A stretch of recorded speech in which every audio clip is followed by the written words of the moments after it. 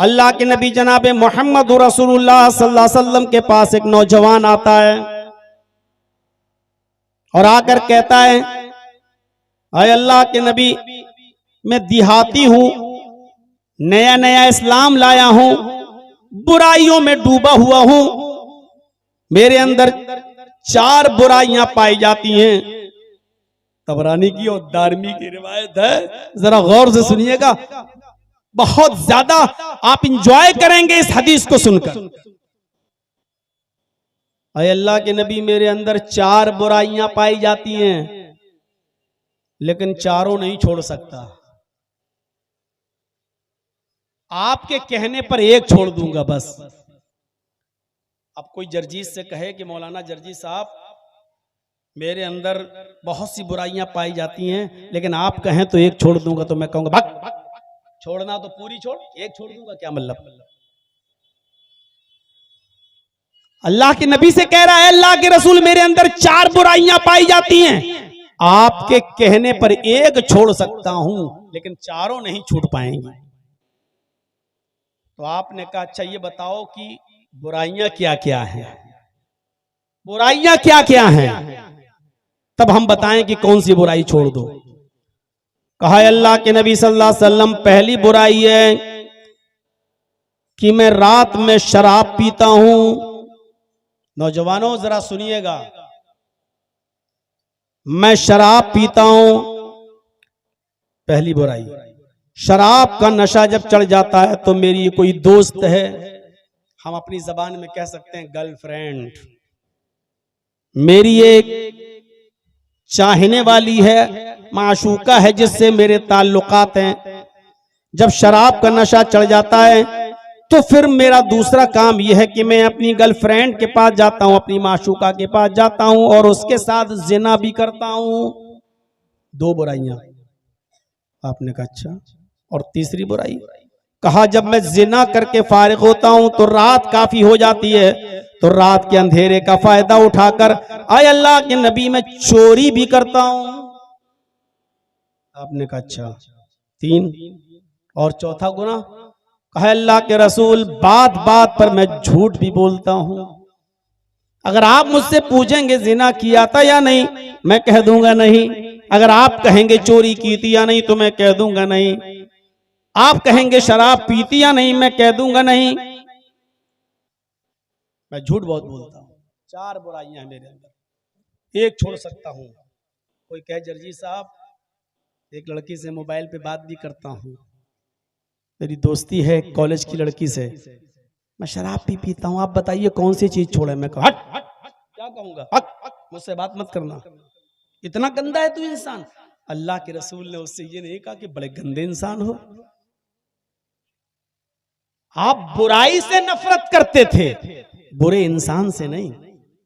आपने कहा अगर आज मैंने इसको भगा दिया तो ये इस्लाम भी छोड़ बैठेगा और ये गुनाह भी करता रहेगा। आपने उससे कहा इधर आओ, इधर आओ, इधर आओ, करीब किया, उदनु मिन्नी, करीब हुआ। आपने उससे कहा शराब पीते हो जी, जिना भी करते हो जी, चोरी भी करते हो जी, सब रात में करते हो जी, झूठ भी बोलते हो कि हाँ, तो चारों नहीं छोड़ पाओगे? नहीं, अल्लाह के रसूल, चारों नहीं छोड़ूंगा। फिर एक छोड़ दूंगा। तो आपने कहा एक तो छोड़ोगे ना? कहा एक छोड़ दूंगा। आपने कहा अच्छा, झूठ बोलना छोड़ दो। क्या कहा? झूठ बोलना छोड़ दो। हंसने लगा, कहता अल्लाह के रसूल, लड़की छुड़वाई होती तो मुश्किल होता, शराब छुड़वाई होती तो मुश्किल होता, चोरी छुड़वाई होती तो मुश्किल होता, आपने झूठ छुड़वाया, ये तो बाएं हाथ का काम है। वादा करता हूं झूठ नहीं बोलूंगा। आपने कहा ऐसे नहीं, मेरे हाथ पर हाथ रखकर बैठ कर। उसने हाथ पे हाथ रखा, अल्लाह की कसम खाकर वादा किया, मैं आपके हाथ पर हाथ रखकर अल्लाह की कसम खाकर वादा करता हूं कि मैं अब झूठ नहीं बोलूंगा। आपने कहा अल्लाह तुझे तेरे वादे पर पक्का रखे। चला गया। अब घर पे आया, रात में 3 काम तो करूंगा, झूठी तो छुड़वाया है, हदीस के अल्फाज सुनन दारमी के, वो शराब पीने के लिए रात में जाता है, शराब की बोतल भी ले लेता है, बल्कि शराब का ढक्कन भी खोल लेता है, बल्कि शराब को अपने मुंह तक भी ले जाता है। लेकिन मुंह तक ले जाने के बाद सोचता है, कल अगर अल्लाह के रसूल ने मुझसे ये सवाल कर लिया कि बता तूने शराब पी थी या नहीं पी थी, अगर कल ये पूछ लिया कि तूने शराब पी थी या नहीं पी थी, अभी तक तो मैं झूठ बोल देता था, नहीं बच जाता था। अब अगर कल अल्लाह के रसूल ने पूछ लिया कि शराब पीती या नहीं पीती, और अगर मैंने ये कह दिया कि हाँ पिया था, तो जब मुजरिम खुद अपने जुर्म को कबूल कर लेगा, जब मैं खुद इकरार कर लूंगा, तो अब किसी गवाह की जरूरत नहीं है। फिर मुझे 40 कोड़े मारे जाएंगे, मैदान में खड़ा करके अल्लाह के रसूल कहेंगे इसको 40 कोड़े लगाओ, इसने खुद एतराफ किया है, इसने खुद कबूला है कि मैंने शराब पी। और अगर मैं ये कह देता हूं कि नहीं मैंने शराब नहीं पी, तो एक बुराई छोड़ने का वादा करके आया हूं और अल्लाह की कसम खाकर वादा करके आया हूं। यहां तो बात बात पे कसम खाई जाती है, इतनी कसमें खाई जाती हैं कि अपनी कसमों की गिनती वो हम खुद नहीं कर पाते हैं। हर बात पे अल्लाह की कसम, हर बात पे अल्लाह की कसम। उसने एक बुराई छोड़ने के लिए अल्लाह की कसम खाई और उसके बाद उस पर कायम रहा। उसने कहा मेरे इन हाथों ने मोहम्मदुर रसूलुल्लाह के हाथों को छू लिया है, अब मैं झूठ नहीं बोलूंगा, लिहाजा शराब ही नहीं पीऊंगा। शराब पी लियो, कहीं पूछ लिया तो कोड़े मारे जाएंगे, और अगर झूठ बोल दिया तो बच तो जाऊंगा, लेकिन मैंने तो वादा किया है झूठ नहीं बोलूंगा, झूठ ही छोड़। शराब छोड़ दिया, अरे शराब नहीं पीऊंगा तो क्या मर जाऊंगा? चलो दिमाग तो खराब था ही, शराब छोड़ दिया। अब दिमाग में गया, लेटा लड़की के साथ उसकी रान पर, उसकी गोद में सर रखकर कहने लगी आज तुम टेंशन में लग रहे हो। कि हाँ टेंशन नहीं, क्यों क्या हुआ? अरे ऐसा सा ख्याल है, चलो यार आओ। दोनों ने कपड़े उतार लिए, बरहना हो गए। अचानक सोचता है कि अगर आज मैं इस लड़की के साथ मिल लिया, जिना कर लिया, कहीं कर अल्लाह के रसूल फिर ये सवाल कर बैठे, बता तूने कल किसी लड़की के साथ जिना तो नहीं किया? मैंने अगर कह दिया कि हाँ मैंने जिना किया, अगर मैंने कह दिया हाँ किया, तो कुआरा होने की वजह से मुझे 100 कोड़े मारे जाएंगे। एक कोड़ा खाने की ताकत तो है नहीं, 100 कोड़े कैसे खाएंगे? और अगर मैंने कह दिया कि नहीं मैंने जिना नहीं किया, तो ये झूठ हो जाएगा, और मैंने अल्लाह की कसम खाकर वादा किया कि मैं झूठ नहीं बोलूंगा। उसने लड़की को भी धक्का दिया, हट मैं तेरे साथ भी नहीं मिलूंगा, अगर मिलता हूं तो 100 कोड़े, और नहीं झूठ बोलता हूं तो मैं झूठा, और झूठ छोड़ने का मैंने वादा कर लिया है। आगे बढ़ता है, चोरी करता और चोरी करने में कामयाब। सोना चुरा लिया, चांदी चुरा ली, जेवरात चुरा लिए, थैले में भर लिए, उस घर से वापस आने लगता है, सोचता है अगर अल्लाह के रसूल ने पूछ लिया कि बता कल तूने चोरी की थी या नहीं, और मैंने कह दिया हाँ, तो हाथ काटा जाएगा, और अगर कह दिया नहीं तो ये झूठ होगा। उसने जो सामान जहां से चुराया था वहीं रख दिया, सीधे आया, घर आया, सो गया, फजर की अजान हुई, चला गया, नबी के पीछे नमाज पढ़ा, अल्लाह के नबी ने सलाम फेरा, उसको अगली सफ में देखा, आपने उसको बुलाया, इधर आओ, आज की रात कैसी गुजरी? सर नीचे कर ले। आपने कहा नौजवान मैं कुछ पूछूंगा नहीं तुमसे, मैं सिर्फ इतना पूछना चाहता हूं आज की रात कैसी गुजरी? कल तो बहुत हंस रहे थे तुम। कहा अल्लाह के नबी जब आपने कहा झूठ छोड़ देना तो मुझे हंसी आई, आपकी अकल पर कोई बहुत बड़ा काम थोड़ी छुड़वा रहे हैं आप हमसे, झूठ छोड़ने के लिए कह रहे हैं, लेकिन मुझे नहीं मालूम था कि झूठ ही तमाम बुराइयों की जड़ है। आपने झूठ छुड़वाया, इस झूठ ने मेरी सारी बुराइयां छुड़वा दी। कल मैंने जिना भी नहीं किया, चोरी भी नहीं की, शराब भी नहीं पी, और झूठ छोड़ने का वादा तो कर ही लिया आपसे। आपने कहा मैं जानता हूं अल किज़्बु रासुज़्ज़ुनूब, झूठ ही तमाम बुराइयों की जड़। ईमानदारी के साथ बताइए कैसी हिकमत है। नेकियों की तरफ बुलाने में भी हिकमत। नमाज की तरफ बुलाना, नमाज पढ़ने लगे तब कहना रोजा, रोजा भी रखने लगे तब कहना ज़कात, ज़कात भी देने लगे तब कहना हज। एक एक करके नेकियों की तरफ भी हिकमत और बुराइयों से रोकने में भी हिकमत। आज हमारे पास क्या हिकमत है? आज हमारे पास क्या मंसूबा है? बोलिए। सारी बताते तो ये मुसलमानों में बुराई, वो मुसलमानों में बुराई। मेरे भाइयों, इस समाज और मुआशरे के अंदर जाकर एक एक बुराई को रोकने की कोशिश करिए आप, एक एक बुराई। हम तसव्वुर करें कि हम कहां हैं, हम तसव्वुर करें कि हमारी हैसियत क्या है, हम तसव्वुर करें। मेरे भाइयों, अंदाजा लगाइए हमारी हैसियत क्या है। आज हिकमत से काम लेने की जरूरत है, दूरंदेशी से काम लेने की जरूरत है। उदऊ इला सबील रब्बिका बिल हिकमति वल मौइज़तिल हसना वजादिलहुम बिल्लती हिय अहसन। जब किसी से बहस करो तो अच्छे अंदाज से बहस करो। तू तड़ाक करके बहस नहीं होनी चाहिए, तू तड़ाक करके बहस नहीं होनी चाहिए। किसी से भी बहस हो तो अच्छे अंदाज से बहस हो, उसमें गर्मा गर्मी नहीं होनी चाहिए। आज टीवी चैनलों पर डिबेट देख लो, कैसे बहस होती है, कैसे लगता है जैसे एक बिल्ली दूसरी बिल्ली को अभी नोच के खा जाएगी। इस तरीके से लगता है जैसे अभी एक दूसरे के ऊपर चढ़ बैठेंगे। कुरान कहता है कि जब तुम किसी से बहस करो तो उसूल और ज़ाब्ते के तहत अक्लमंदी से और होशियारी से और आसान तरीके से बहस करो। हजरत इब्राहिम अलैहिस्सलातु वस्सलाम नमरूद से बहस कर रहे हैं, नमरूद से बहस कर रहे हैं। अलम तरा इलल्लज़ी हाज्जा इब्राहीम फी रब्बिह।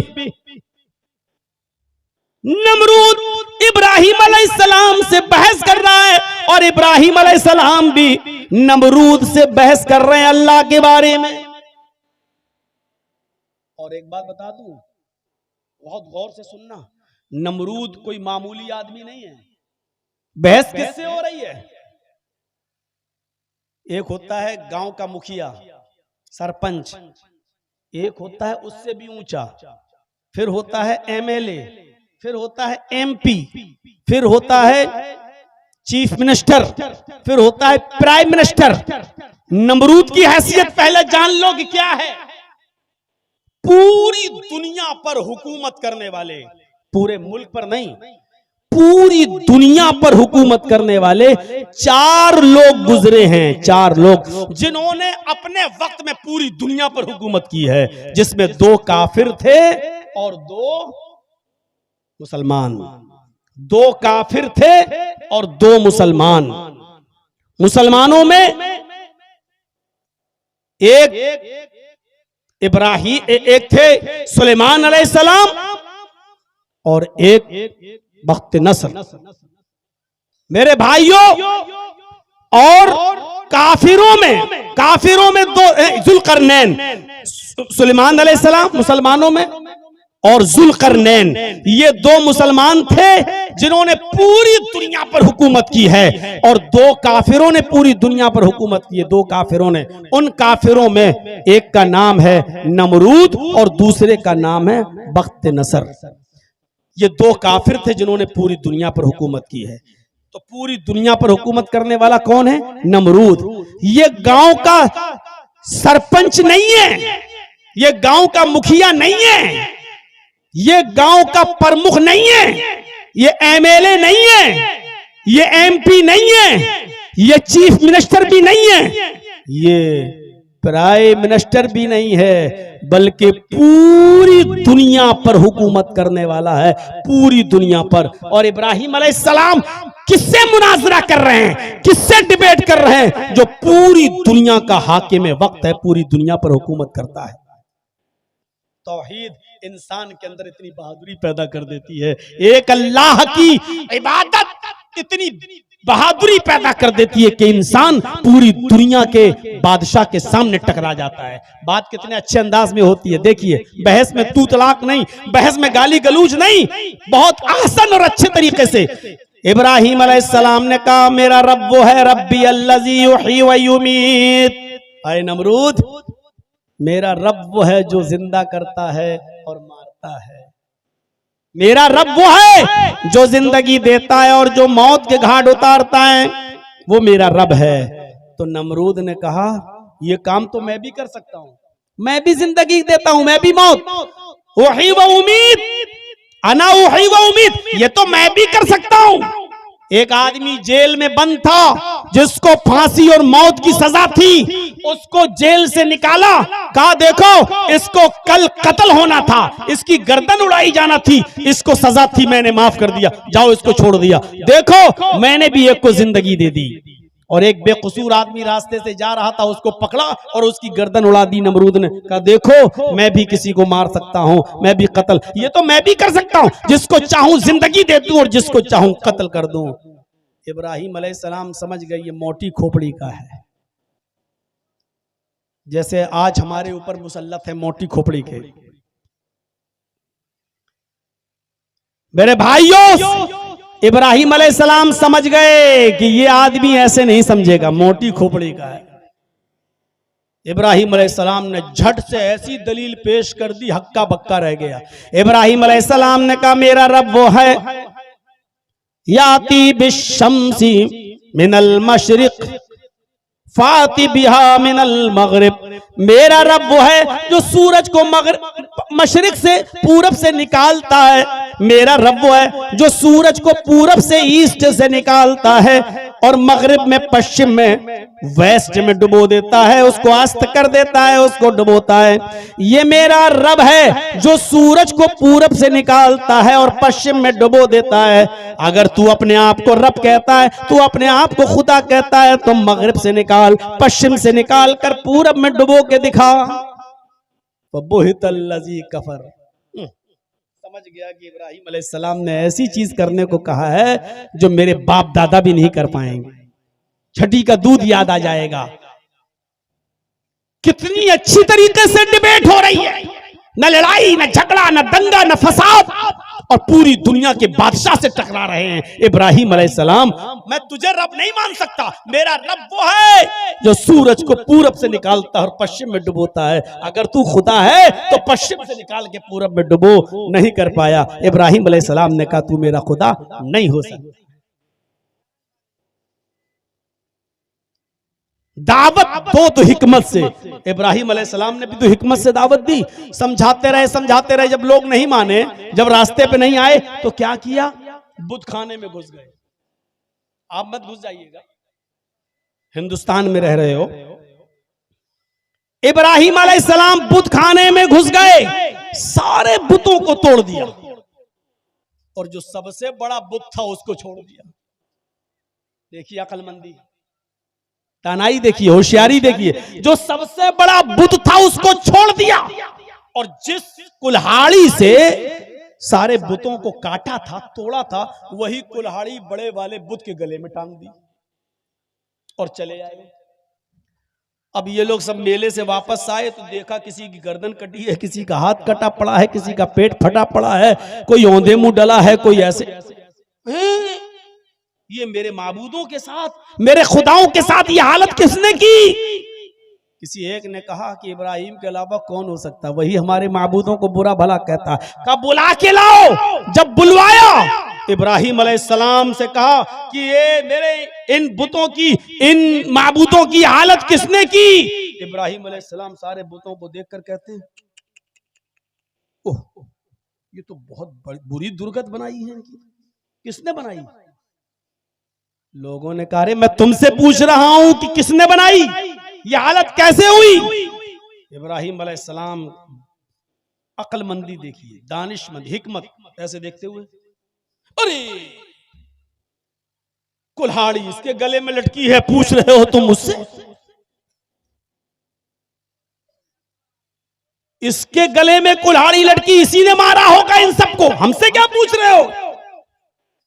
जो बुलवाना था वो देखिए अंदाज।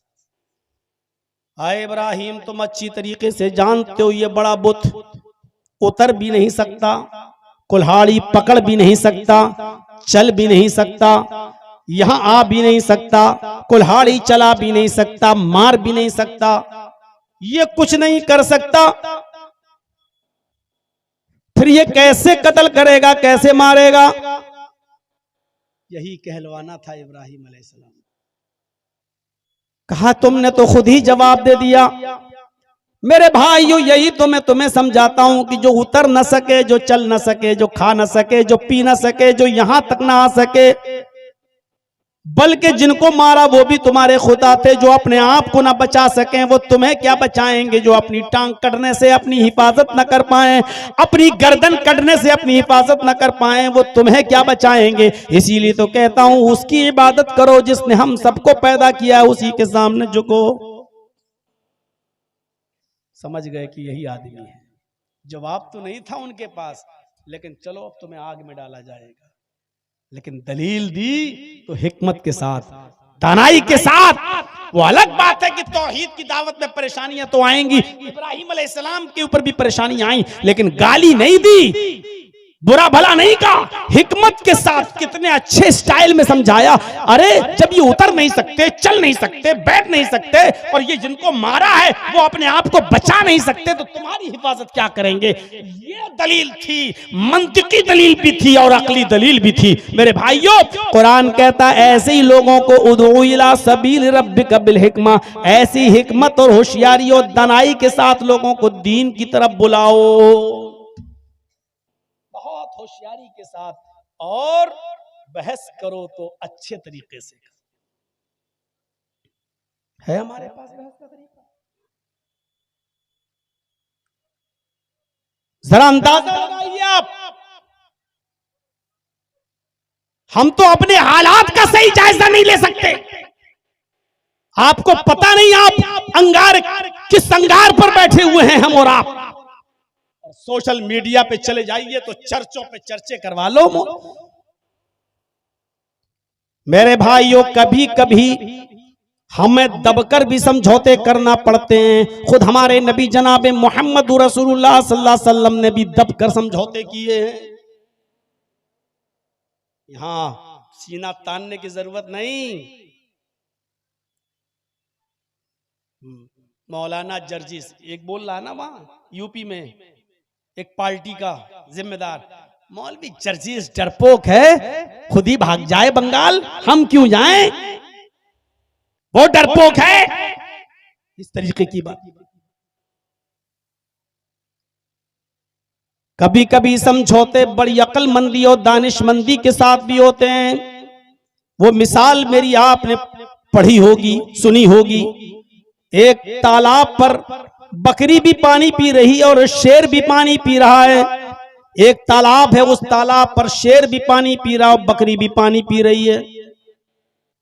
शेर जहां मुंह डालता है पानी में, वहां से बहता हुआ पानी बकरी के पास आता है। बकरी उसी पानी को पी रही है, तो शेर का झूठा पानी बकरी को मिल रहा है। बकरी की तरफ से पानी बहता हुआ शेर की तरफ नहीं जा रहा है। शेर जहां मुंह डाल रहा है, वहां से पानी बहता हुआ बकरी के पास आता है और बकरी उसी पानी को पीती है। जब दोनों पानी पी चुके तो शेर ने कहा गुर्राते हुए, तूने मेरा पानी गंदा क्यों किया। तूने मेरा पानी गंदा क्यों किया, झूठा क्यों किया। कौन कह रहा है, शेर। उल्टा, यानी कहते, इसी को कहते हैं उल्टा चोर कोतवाल को डांटे। शेर कह रहा है, बकरी तूने मेरा पानी झूठा क्यों किया। बकरी कहती है, हुजूर पानी तो आपकी तरफ से बहता हुआ आ रहा है, मैं तो आपका झूठा पानी पी रही हूं, मेरा झूठा पानी आप थोड़ी पी रहे हैं। पानी तो आपकी तरफ से बहता हुआ मेरे पास आया, हमने तो आपका झूठा पानी पिया। शेर कहता है, अच्छा तो तू मुझसे मुंह भी चलाती है, जबान भी चला रही है, तुझे बोलना भी आता है, तू मेरे सामने बात करने की भी हिम्मत करती है। शेर आगे बढ़ा और उसने अपने पंजों से उस बकरी को फाड़ दिया। मैं शेर किसको कह रहा हूं और बकरी किसको कह रहा हूं, ये समझ लो तो पूरी तकरीर समझ में आ जाएगी तुम्हें।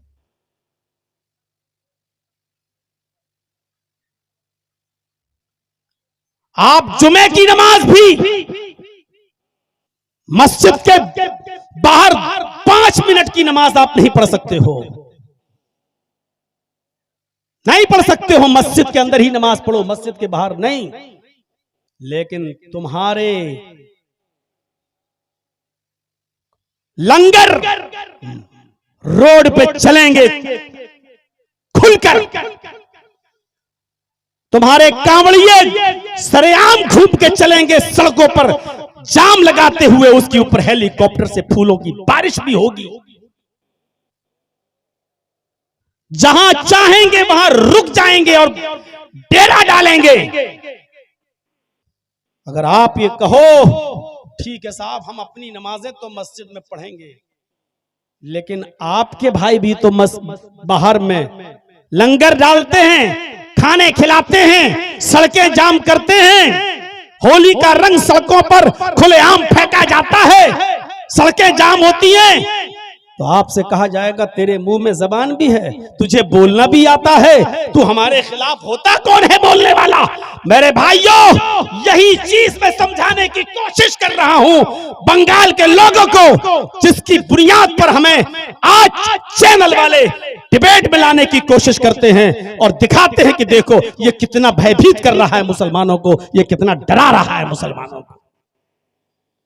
यह समझने की कोशिश करिए। आप नहीं बोल सकते हो साहब, आप कौन होते हैं बोलने वाले, ये कहने वाले? आप हमारे इलाके में आ जाइए, मंगल का दिन पूरा का पूरा हॉर्न, गाड़ियां सब जाम हो जाते हैं हॉर्न देते देते, क्योंकि वहां लंगर चलता है, खाने पीने का दौर चलता है। और गुरुद्वारे में चले जाइए चांदनी चौक पर मेरे भाइयों, हर संडे को हमारे सिख भाइयों का लंगर चलता है, पूरा रास्ता जाम हो जाता है।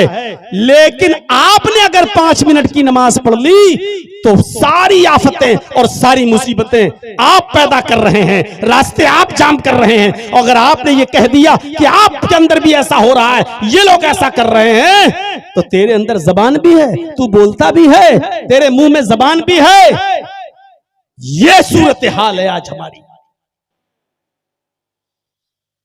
इस कंडीशन को समझने की जरूरत है, हिकमत को। मेरे भाइयों, शेर ने शिकार किया गधे का, भेड़िए ने शिकार किया बकरी का, लोमड़ी ने शिकार किया खरगोश का। 3 जानवरों ने 3 जानवर को मारा। याद रखना, शेर ने किसको मारा? गधे को। भेड़िए ने किसको मारा? बकरी को। लोमड़ी ने किसको मारा? खरगोश को। अब शेर ने कहा भेड़िए से, भेड़िए बताओ कौन सा जानवर कौन खाएगा, तुम इंसाफ करो। शेर ने कहा, जज किसको बना दिया? भेड़िए को। तुम बताओ कौन सा जानवर कौन खाएगा। भेड़िया शेर के जुल्म को समझ नहीं पाया, ये नहीं जानता था कि ये शेर इतना जालिम है, वो समझ नहीं पाया। उसने कहा बहुत आसान है। कहा क्या आसान है? कहा गधा आपने मारा, बड़ा भी है, गधा आप खा लीजिए। बकरी मैंने मारी, मेरे हिसाब की ठीक है, बकरी मैं खा लेता हूं। और लोमड़ी ने खरगोश मारा, ये लोमड़ी खरगोश खा लेती है। तीनों ने 3 जानवर मारे, अपना अपना जानवर सब खा लें, आप गधा खा लो, मैं बकरी और लोमड़ी खरगोश। शेर ने कह दरा इधर थप्पड़ मारा, इतना बेकार फैसला, और पकड़ा और उसको उठा के फाड़ दिया, कत्ल कर दिया, नोच डाला उसको। अब ये भी मर गया। कमीना, फैसला करना आता नहीं, फैसला करने चले गए। लोमड़ी से कहा, ए कमीना, ये फैसला ही करना नहीं जानता, पता नहीं कहां से सीख के आया था। तुम बताओ कौन सा जानवर कौन खाएगा, तुम फैसला करो। लोमड़ी ने तो भेड़िए का हाल देख लिया। लोमड़ी कहती वाकई बड़ा पागल था, कमीने को फैसला करना ही नहीं आता था। अच्छा तो तुम्हारा फैसला क्या है? अरे मेरा फैसला क्या है हुजूर, आप जंगल के राजा हैं, सुबह उठिए गधा खाइए, दोपहर में आप बकरी खा लीजिए, शाम को मुंह का जायका बदलने के लिए खरगोश खा लीजिए, और अब तो भेड़िया भी हाजिर है साहब, सोते वक्त भेड़िया भी खा लीजिए। ये चारों जानवर आप नहीं खाएंगे तो कौन खाएगा? आप जंगल के राजा हैं, ये चारों जानवर आपके हैं। दिन में सुबह उठिए तो गधा खा लीजिए, दोपहर में बकरी खा लीजिए, शाम को खरगोश खा लीजिए और रात में भेड़िया खा लीजिए। ये चारों जानवर आपके हैं। शेर ने मुस्कुराते हुए कहा, इधर आओ। शाबाश, ये है फैसला। इतना अच्छा फैसला तुमने किससे सीखा? लोमड़ी ने कहा, हुजूर भेड़िए से सीखा है।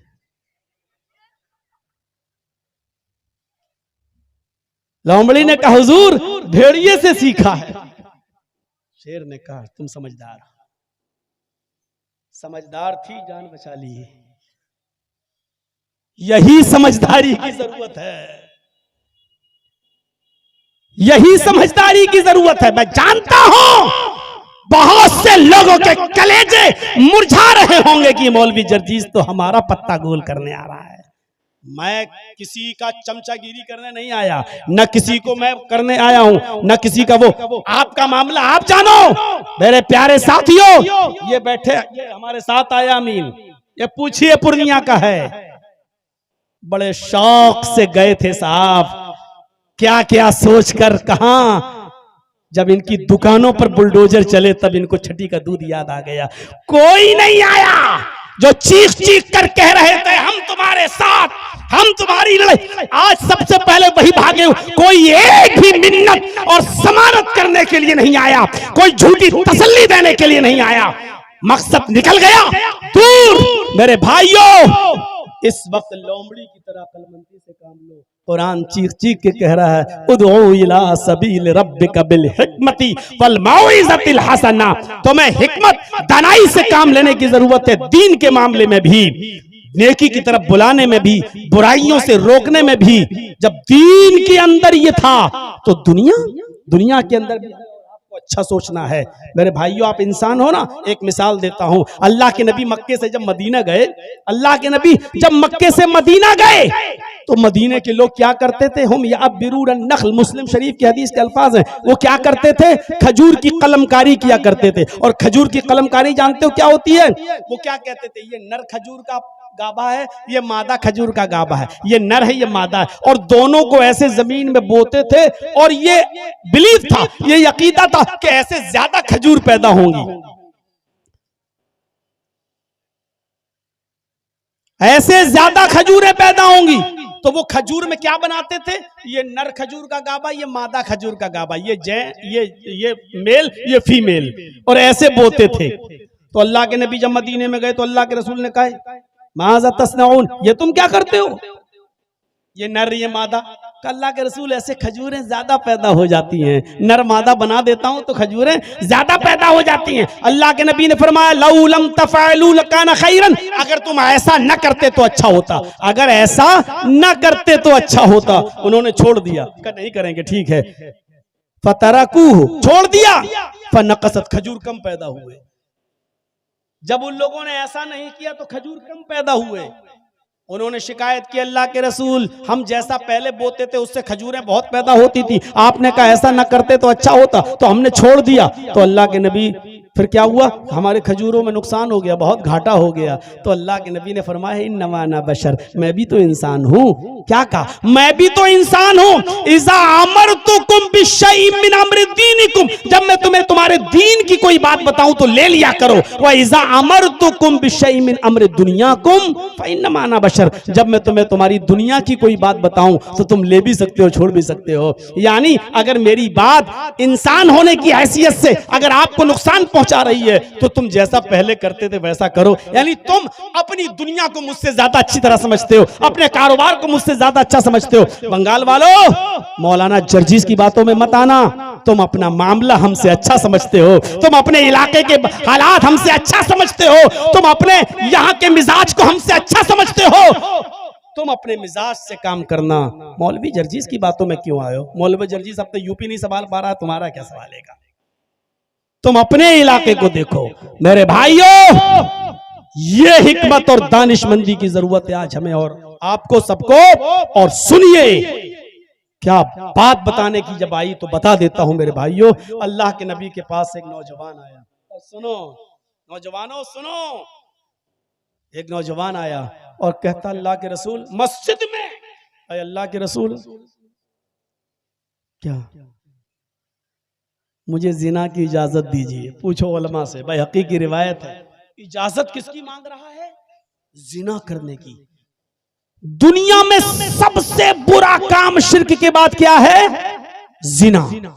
किसी की मां बहन बेटी के साथ गलत ताल्लुकात, नाजायज ताल्लुकात कायम करना, वो किस चीज की परमिशन मांग रहा है?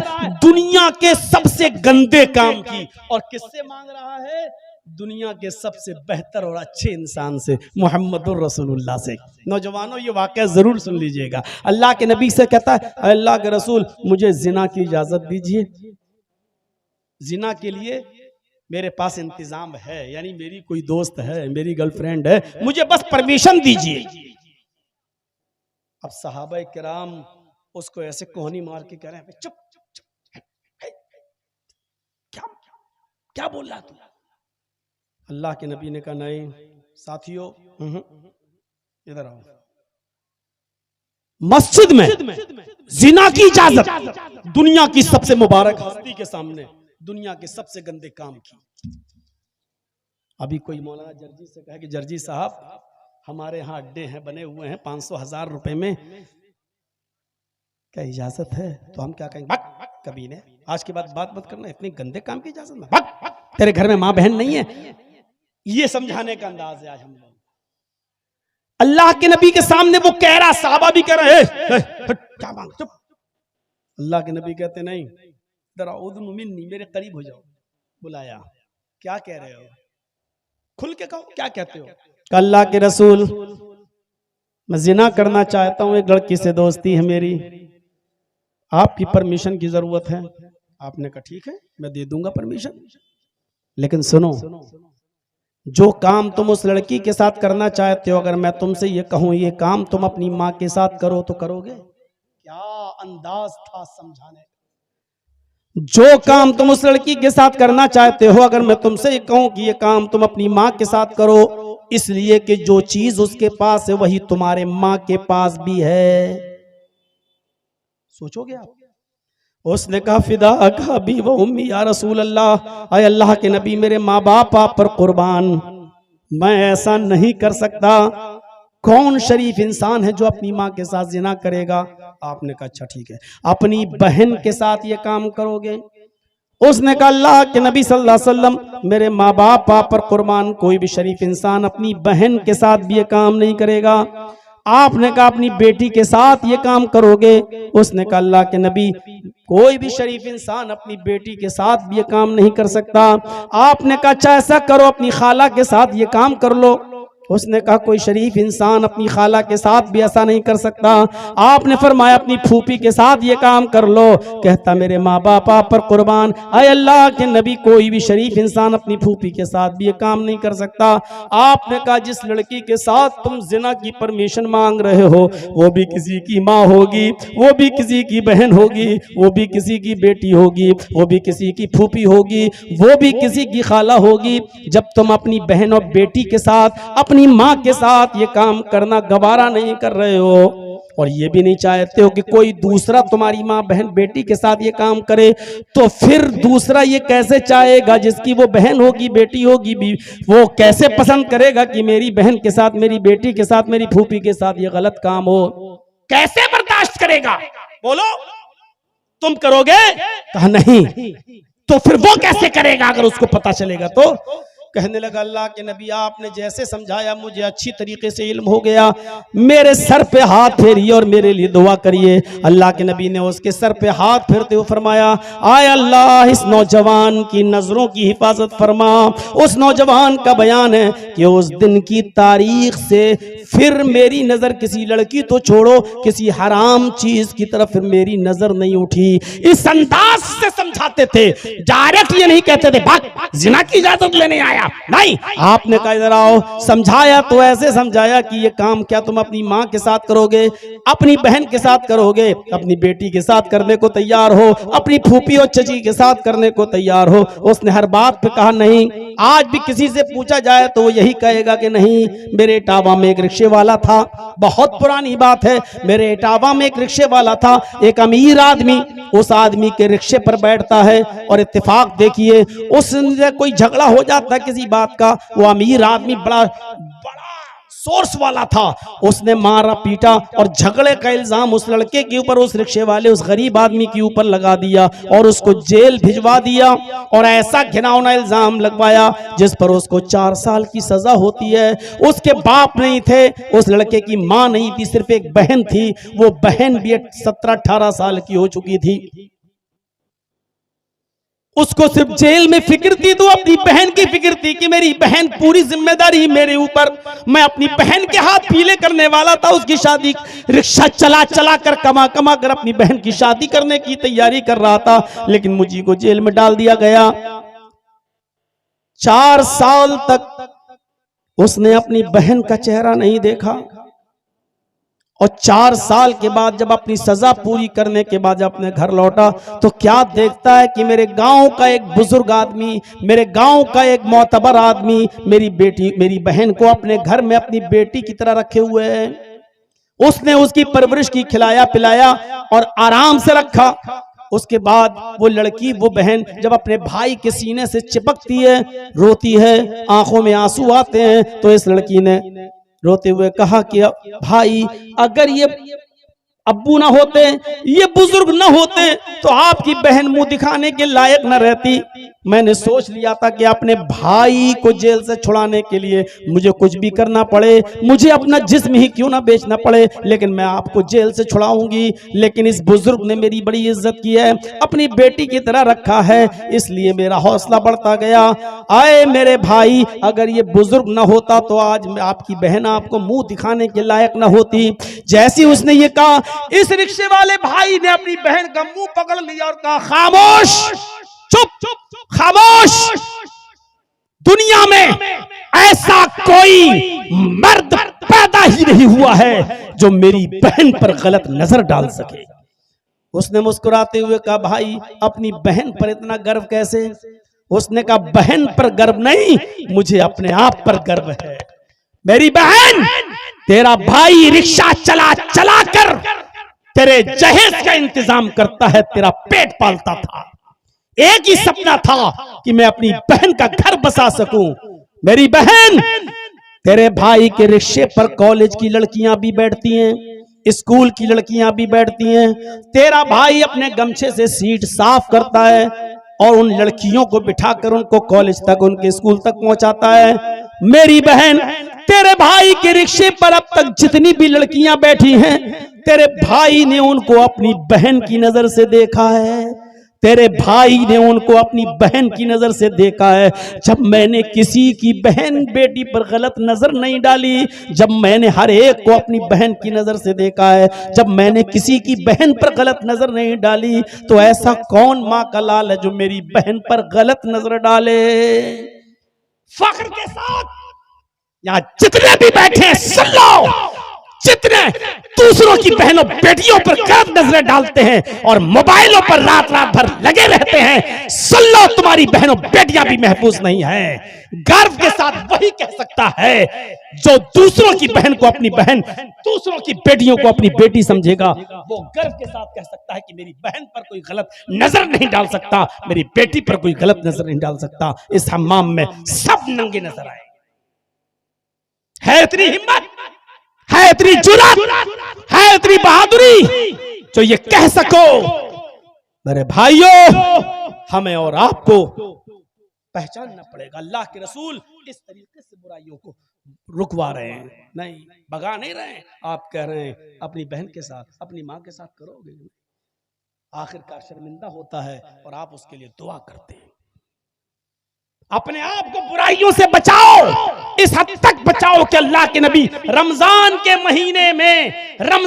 महीने में एतिकाफ में बैठे हुए हैं। एतिकाफ समझते हैं ना, एतिकाफ में बैठे हुए हैं। दो बीवियां अल्लाह के रसूल सल्लल्लाहु अलैहि वसल्लम से मुलाकात करने के लिए आती हैं। दो बीवियां, नबी की दो बीवियां मुलाकात करने आती हैं। अगर कोई मर्द मस्जिद में इत्तिकाफ में बैठा है तो उसकी बेटी मिलने आ सकती, उसकी बीवी भी उससे मिलने आ सकती है, कोई बुराई नहीं है। अल्लाह के नबी इत्तिकाफ में बैठे हैं, आपकी दो बीवियां आपसे मिलने आई, थोड़ी देर रुकी, घर की बात हुई और चलने लगी। आप अपनी दोनों बीवियों को मस्जिद के दरवाजे तक छोड़ने आए। उन दोनों बीवियों ने सर छिपा रखा था, उन्होंने अपने हाथों में सॉक्स, हाथों में ग्लव्स और पैरों में सॉक्स पहन रखे थे। अल्लाह के नबी जब अपनी बीवियों को मस्जिद के दरवाजे पर छोड़ने आए तो दो अंसारी नौजवानों को आते हुए देखा। आपने उन दोनों अंसारियों को बुलाया, आए अंसारी नौजवानों इधर आओ। वो दोनों नौजवान अंसारी जब अल्लाह के नबी के करीब आते हैं तो आप कितनी शानदार अंदाज में कहते हैं, आए नौजवानों, आए अंसारियों, ये दोनों मेरी बीवियां हैं, ये दोनों मेरी बीवियां हैं, शक मत करना। अल्लाह के नबी आप कैसी बात कर रहे हैं, आपके ऊपर कौन शक कर सकता है? आपने कहा नहीं, यहां से गुजरने के बाद शैतान जो खून की रगों में दौड़ता है वो हमारे दिलों में ये वसवसा डाल सकता है। पता नहीं मोहम्मद किन औरतों से बात कर रहा था। देखो ये दोनों मेरी बीवियां हैं, कोई पराई नहीं है। इस तरीके से गुनाहों से बचा करते थे कि आपको शक है कि ये दोनों जाने के बाद कहीं मेरे बारे में गलत बातें न फैलाएं। आप बुलाकर कहते थे ये दोनों मेरी बीवियां हैं, कोई और नहीं। शरीयत तो ये कहती है कि साली भी अपनी बहनोई की मोटरसाइकिल पर नहीं बैठ सकती, और शरीयत तो ये कहती है कि कोई भाभी भी अपनी देवर के साथ ससुराल से घर नहीं आ सकती, मैके से घर नहीं आ सकती ससुराल, और न ससुराल से अपने मैके जा सकती है। देवर होता कौन है? यहां तो भाई खुद हुक्म देता है छोटे भाई को कि भाभी को ले आओ, भाभी को छोड़ाओ। यहां बीवी खुद कहती है कि लो छोटी बहन को घर छोड़ाओ, छोटी बहन को स्कूल छोड़ाओ। ये जुल्म है, ये ज्यादती है, ये जुल्म है, ये ज्यादती है। शरीयत का मिजाज तो यह है कि कोई साली भी अपने जीजा के साथ सफर नहीं कर सकती है। मियाँ और बीवी खाना खा रहे हैं, जर्जीस अपनी बीवी के साथ बैठकर खाना खा रहा है, बीवी की मौजूदगी में बीवी की बहनों मेरी साली अगर घर में आ जाए तो बीवी के साथ बीवी की मौजूदगी में भी वो मेरे साथ खाना नहीं खा सकती है। शरीयत बीवी की मौजूदगी में भी साली को अपने जीजा के साथ बीवी की मौजूदगी में भी खाने की इजाजत नहीं देती, और जब इजाजत साथ में नहीं देती, शौहर के साथ भी नहीं देती, तो अकेले तुम्हें बाइक पर बैठकर खगड़ा मेला जाने की इजाजत देगी शरीयत। ये खगड़ा का नाम मैंने क्यों लिया, बहुत सोच समझ के लिया है मेरे भाइयों, इसकी इजाजत देगी ये शरीयत। जब बीवी की मौजूदगी में साली को इजाजत नहीं है कि जीजा के साथ बैठ के खाना खाए, तो स्कूल जाएगी जीजा के साथ। और यही हाल भाभी का भी है, अपने देवर के साथ खाना नहीं खा सकती है, अपने शौहर की मौजूदगी में भी पर्दा है, और पर्दा भी इतना जबरदस्त। और आई तल हम व या रसूल अल्लाह, अल्लाह के रसूल क्या देवर से भी पर्दा करूं? आपने कहा दुनिया वालों से कुछ कमी हो जाए तो चलेगा, देवर से नहीं। कहा देवर से भी करूं? कहा देवर तो मौत है, अलहमुल मौत, देवर तो मौत है, देवर मौत। एक वाकया सुने हो सऊदी अरब का? भोपाल का एक आदमी था, सऊदिया में काम करता था। सऊदिया में वो टैक्सी चलाता था। टैक्सी सुने हैं वाकया? नहीं सुने तो सुन लो।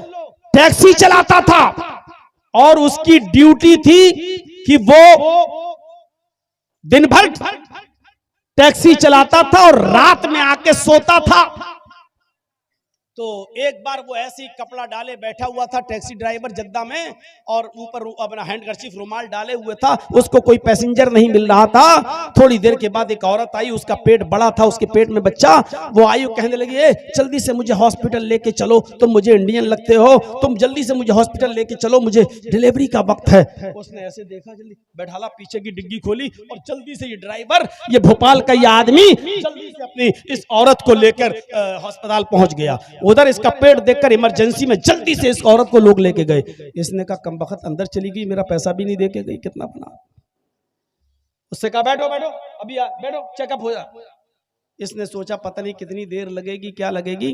अच्छा, इससे पूछा तुम उस औरत को लेके आए हो जो अभी अंदर गई? कहा जी। अपना मोबाइल नंबर लिखो इस पर। तो मोबाइल तो चलता नहीं था उस वक्त, उसने जल्दी से अपने घर का लैंडलाइन का नंबर लिख दिया कि ये मेरा है, और जब वो औरत सही हो तो मुझे बता देना भैया, मैं इससे पैसे ऐसे लेते हुए निकल जाऊंगा, अभी पता नहीं क्या है। ये चला गया अपने घर। रात में अपने घर सोया, सुबह फजर में उठा, घंटी बज गई, फोन की, हेलो जी, कल आप उस औरत को लेके आए थे?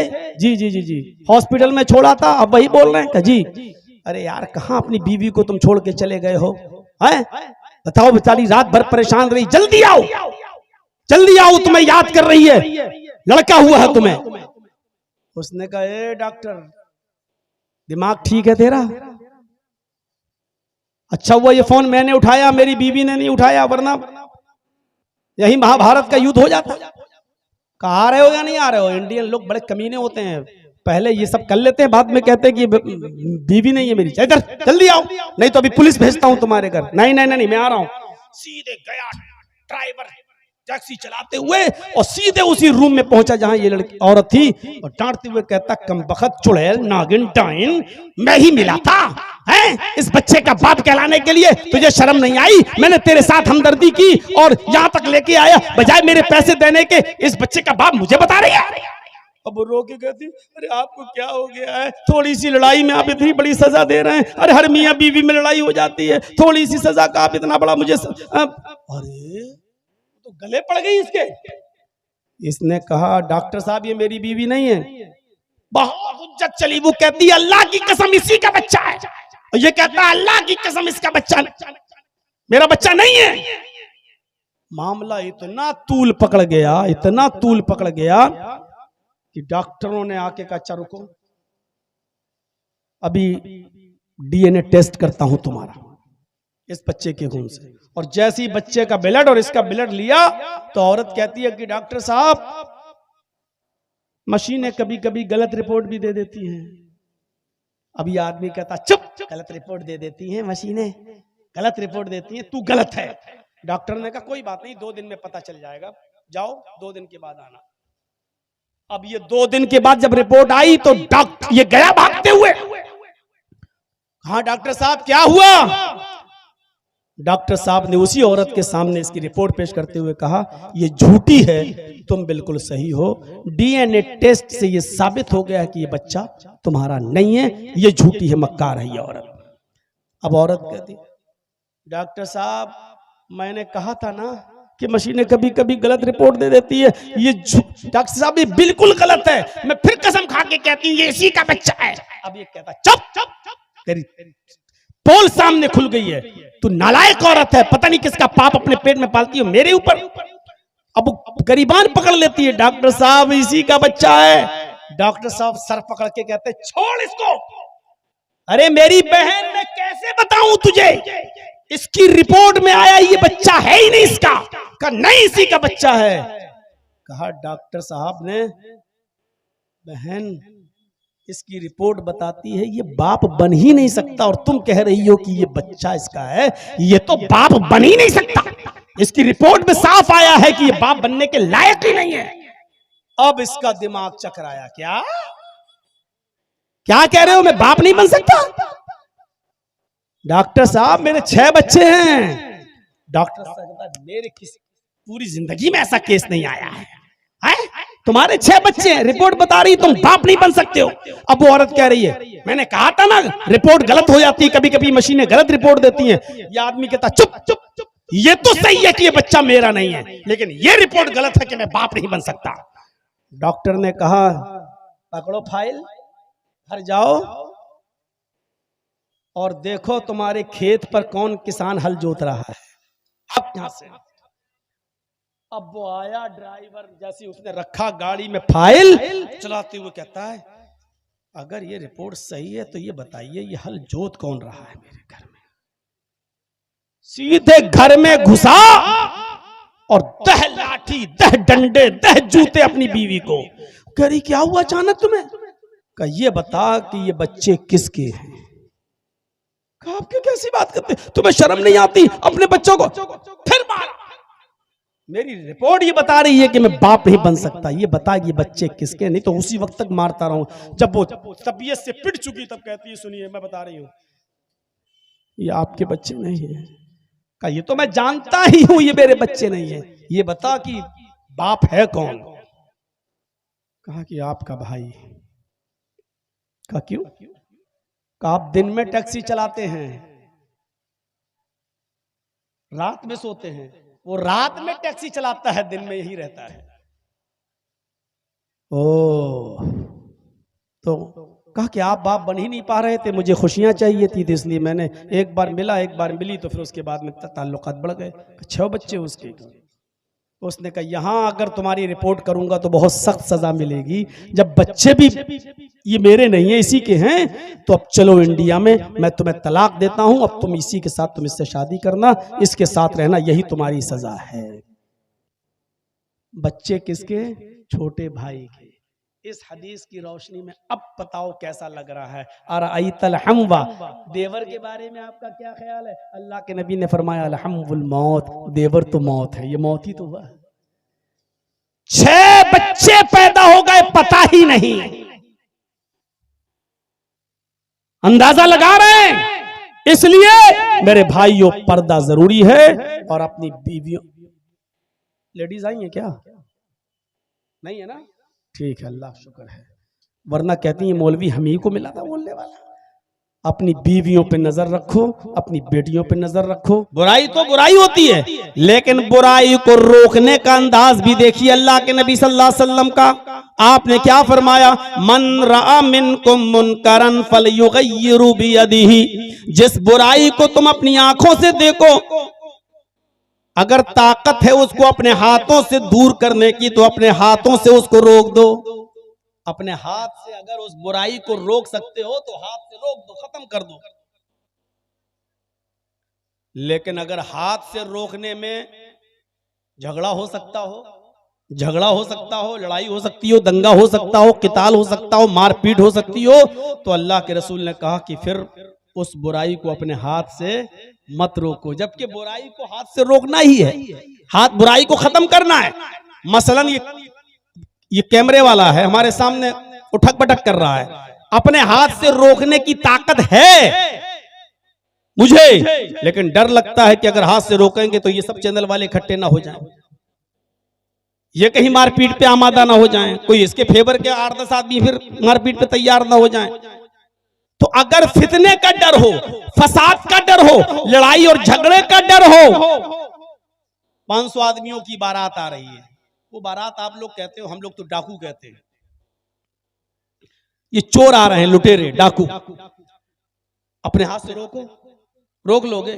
जर्जीत साहब चले बारात को रोकने, नहीं, लड़की वाले के यहाँ नहीं जाइए, शरीयत में लड़की वाले के यहाँ खाना जायज नहीं है, शरीयत में लड़की वाले को खिलाने की इजाजत नहीं दी। अल्लाह के नबी ने लड़की वाले को कुछ भी नहीं कहा कि तुम ये खिलाओ। लड़की के बाप के ऊपर खिलाना पिलाने की कोई जिम्मेदारी है ही नहीं। अब मैं बारात को रोकूं? लड़का भी मारेगा, लड़के का बाप भी मारेगा, जो 500 बाराती जा रहे हैं वो भी मारेंगे। हे मौलवी चुप, मिंबर पे खड़े होकर ये बात करना, जलसे में करना, यहां नहीं, या तेरे बाप की हुकूमत नहीं चल रही है, यहां मेरी चल रही है। वहां हम अपने हाथ से बारात को नहीं रोक पाएंगे। तो अब जबरदस्ती रोकने का हुक्म नहीं दिया कि जबरदस्ती रोको, नहीं। अगर तुम अपनी आंख से किसी बुराई को देख रहे हो, हाथ से रोकने की ताकत हो तो रोको। बारात तो नहीं रोक सकते हैं, लेकिन अपने बेटे का शराब पीते हुए देख रहे हैं उसको तो रोक सकते हैं ना। अपनी बेटी को बेपर्दा घूमते हुए देख रहे हैं वो तो रोक सकते हैं ना। मेरी बेटी कॉलेज में और यूनिवर्सिटी में पढ़ रही है और किसी गैर मुस्लिम लड़के के साथ गुफ्तगू करती है, उससे मोबाइल पे बात करती है, उसके साथ घूमती है, चाय की होटलों में जाती है, कैंटीन में बैठती है, इसको तो हम रोक सकते हैं ना। इसको भी रोकेंगे तो फितना होगा। तो जो अपने ताकत में हो वो काम करिए, और जो ताकत में ना हो तो आप जबरदस्ती उसको मत रोकिए। अल्लाह के नबी ने फरमाया फ़इल्लम यस्तति, अगर तुम्हें अपने हाथ से रोकने की ताकत ना हो, फितना फसाद का डर हो, फबिलिसानिही, तो अपनी जबान से मना करिए। अब जर्जीस साहब इस मोबाइल को अपने हाथ से तोड़ नहीं सकते क्योंकि खतरा है मारपीट का, तो अपनी जबान से रोकें। ए भैया ठीक हो जाओ, ए भैया संभल जाओ, जबान से रोकिए, जबान से। और अगर जबान से भी कहने में फितना है, आप जबान से बोलेंगे तब भी लोग लड़ने के लिए तैयार हैं। तू कौन होता है, होता कौन है?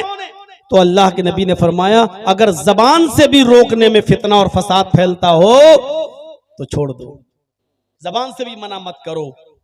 व इल्लम यस्तति' फबिक़ल्बिही, तो दिल से बुरा जानो। दिल से बुरा जानने का मतलब क्या? जर्जी साहब मेरी बेटे की शादी हो रही है, मैं बारात की दावत दे रहा हूं, आप चलिए। बारात रोक नहीं सकता, जबान से कहूंगा तो ये फितना फैलाएगा, वो भी सुनने के लिए तैयार नहीं है। अच्छा ठीक है, अब दिल से बुरा जानने का मतलब ये कि जर्जी साहब उस बारात में खुद शामिल ना हो, ठीक है। ना हम जबान से रोकेंगे, ना हम हाथ से रोकेंगे, हम खुद नहीं जाएंगे, हम तो परहेज कर। यह है दिल से बुरा जानना, यानी बुराई को भी जबरदस्ती रोकने का हुक्म नहीं दिया। अगर फितना और फसाद फैलने का डर है, शरीयत ये कहती है बुराई को रोको लेकिन ताकत हो तो।